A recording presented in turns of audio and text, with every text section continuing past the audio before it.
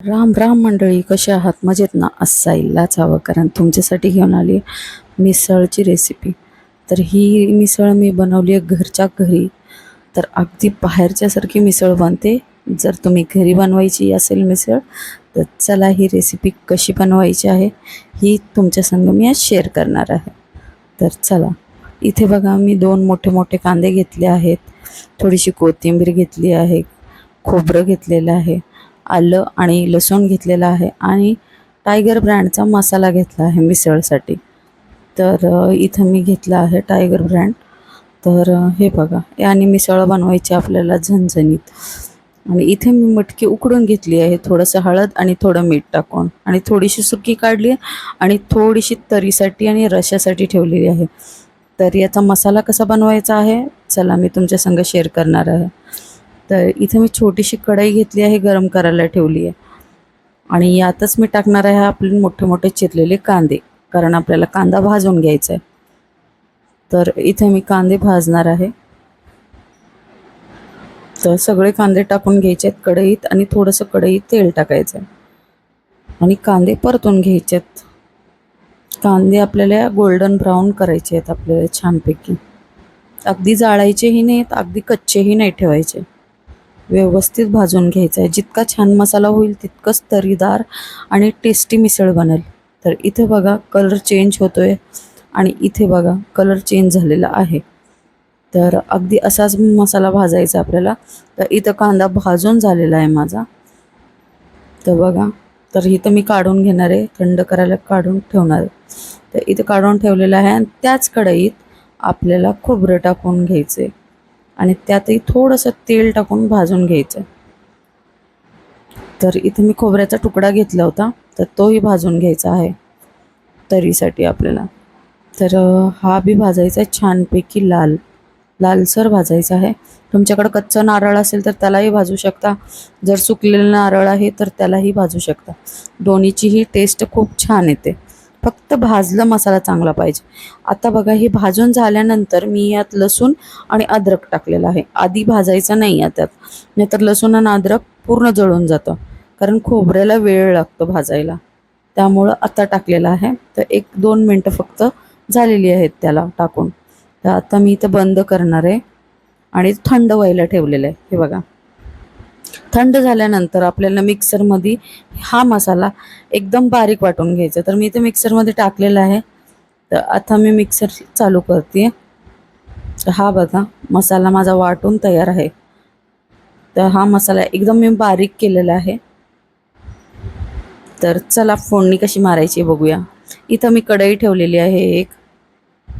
तुम्हाला किती मिसळ बनवायची आहे त्या अकॉर्डिंग तुम्ही भांडं ठेवा, कारण आपल्याला तरी हवी असते.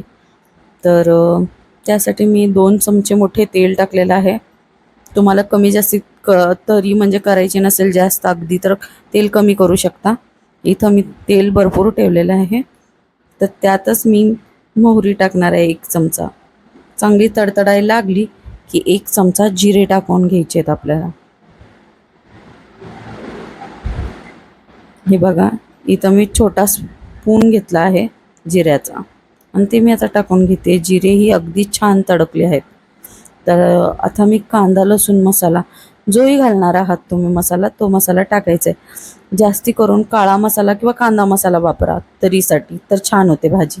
इथं झालेलं आहे, तर मी त्यातच तरीमध्ये मसाला टाकते. जो आपण वाटून घेतलं होतं, तो वाटण यात टाकून मिसळून मिक्स करून चांगलं भाजून घ्यायचं आहे आपल्याला. तेलात फ्राय करायचं आहे, त्याला अगदी मसाल्याला छानपैकी तेल सुटलं पाहिजे. तर व्यवस्थित परतून घ्यायचा. जितका मसाला छान होईल तितकी टेस्ट आणि तरी दोन्हीही छान येतील. तर इथं मी थोडीशी हळद टाकते. थोडीशी हळद टाकून आधी पण आपण घेतली आहे मटकीत, तर त्यामुळं मी एकदम थोडी हळद वापरलेली आहे.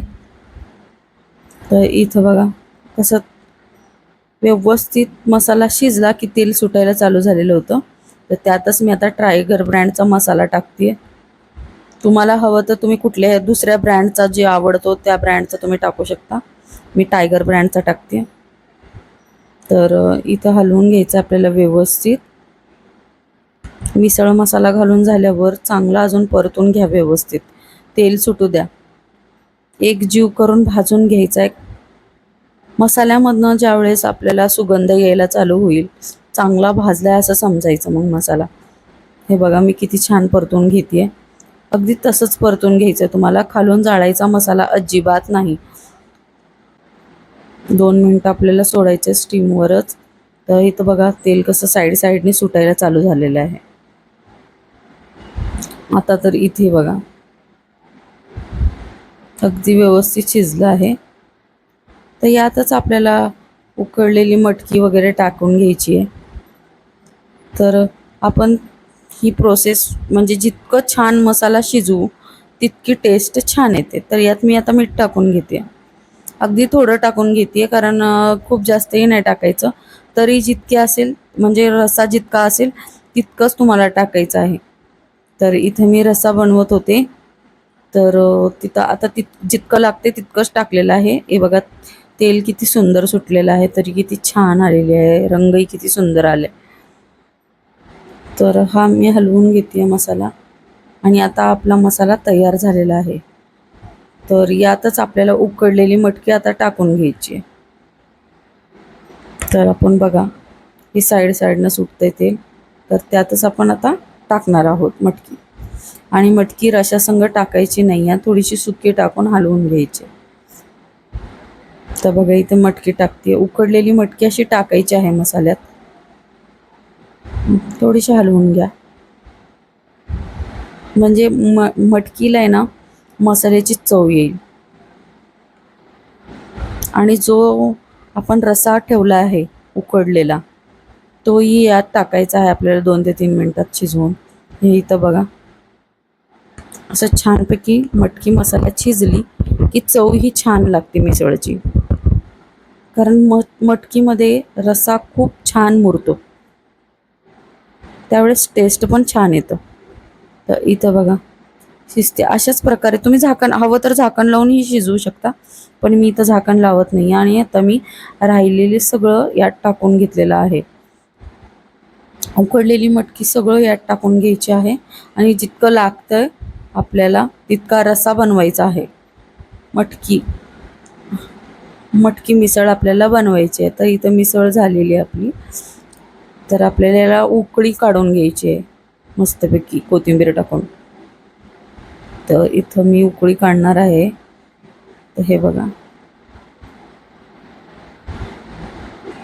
मस्त अशी मटकी तयार होते. घरामध्ये नक्की ट्राय करा. उकळी फुटल्यानंतर बंद करणार आहे आणि सर्व करणार आहे. तर अगदी बाहेरच्यासारखी मटकी घरी मिसळ बनवू शकते आपली कटवाली. तर इथे बघा माझी मिसळ तयार आहे. कशी वाटली? छान वाटली असेल तर लाईक करा, शेअर करा, सबस्क्राईब